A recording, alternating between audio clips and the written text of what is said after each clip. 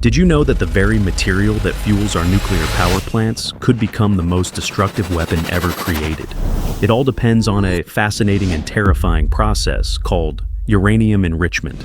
In the next few minutes, I'm going to explain exactly how this process, which has changed human history, works, why it generates so much international controversy, and how a simple percentage difference can mean the difference between clean energy and total devastation. Stay with me, because what you're about to discover will shock you. What is uranium, and why is it so valuable? Uranium is a chemical element found naturally in the Earth's crust. But here's the fascinating part. Not all uranium is the same. In nature, 99.3% of uranium is uranium-238, which is practically useless for generating nuclear power. Only 0.7% is uranium-235, and this small percentage is literally the fuel that powers the nuclear world. Why is uranium-235 so special? Because when it hits a neutron, it breaks apart, releasing an incredible amount of energy and more neutrons, creating a chain reaction. This process is called nuclear fission, and it's the basis of both nuclear power plants and atomic weapons. The problem is that the natural 0.7% isn't enough for most applications, and that's where enrichment comes in. From mine to plant, or extraction. It all begins in uranium mines where a mineral called uraninite or pitch blende is extracted. Countries like Kazakhstan, Canada, and Australia are the world's leading producers. Once extracted, the ore undergoes a crushing and chemical treatment process to obtain what is known as yellow cake, which is concentrated uranium oxide. This yellowish powder contains approximately 80% uranium, but still maintains the natural ratio, 99.3% uranium-238 and only 0.7% uranium-235. In order to use it, we need to concentrate that precious uranium-235, and this is where the science gets truly impressive. Conversion to uranium hexafluoride, UF6. Before we enrich uranium, we need to convert it into a form we can handle more easily.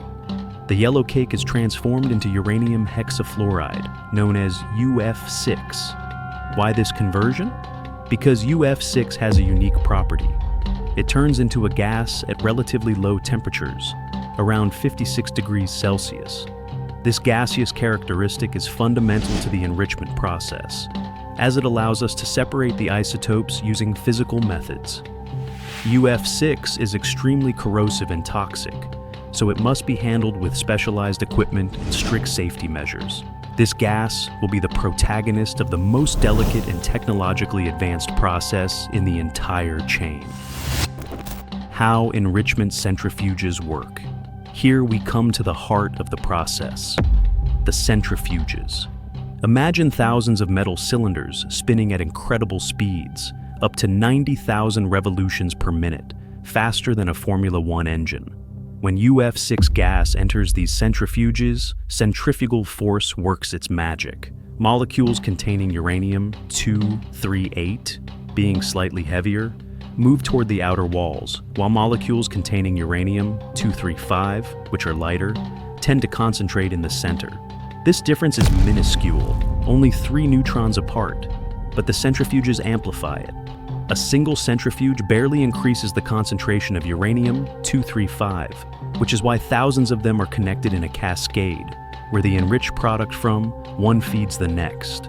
It's a process that requires cutting-edge technology and enormous energy consumption. Enrichment levels. Energy versus military use. The difference between uranium for civilian and military use is literally a matter of percentages that can change the fate of entire nations. For commercial nuclear reactors, we need uranium enriched between 3% and 5% uranium-235. This level is sufficient to sustain a controlled reaction that generates electricity for years. Research reactors can use uranium enriched to 20%. But here's the worrying part.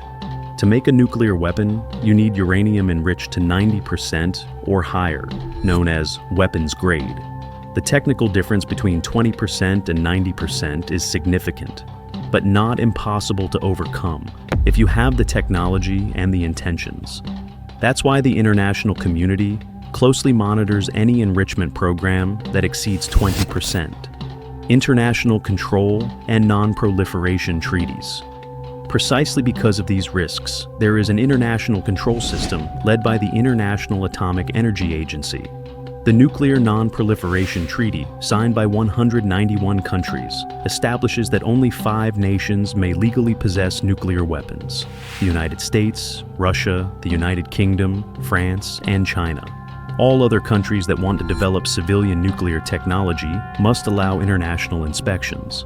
Inspectors use special seals, surveillance cameras, and sample analysis to verify that enriched uranium is used only for peaceful purposes. However, some countries have violated these agreements, such as North Korea, which withdrew from the treaty, or have raised suspicions, such as Iran with its nuclear program.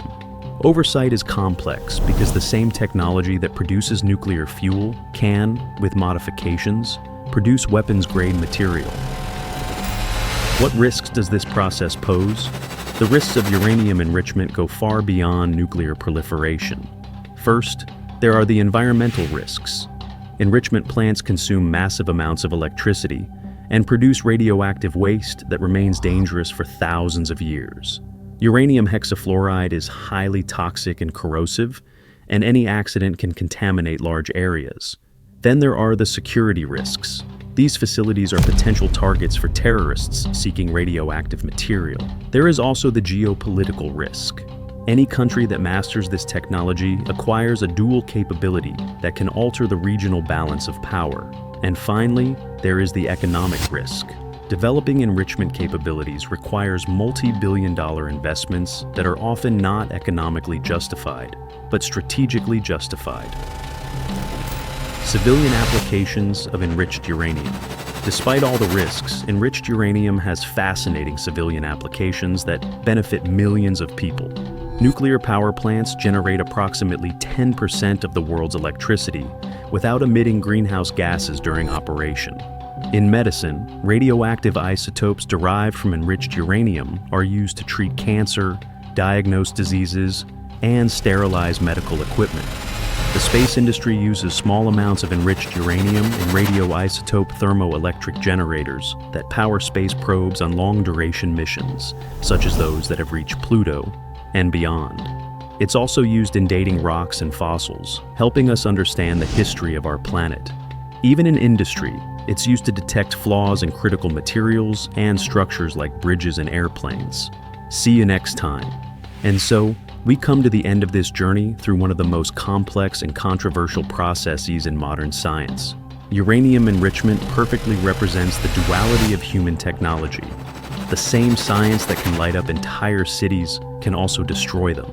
We've seen how a few percentages of difference can mean the difference between progress and destruction, between clean energy and weapons of mass destruction. If you found this video interesting, don't forget to like it and subscribe for more content on science and technology. Let me know in the comments. Do you think the benefits of enriched uranium justify its risks? Should more countries have access to this technology? Or should its controls be even stricter? See you in the next video, where we'll explore more of the fascinating secrets of science. See you next time.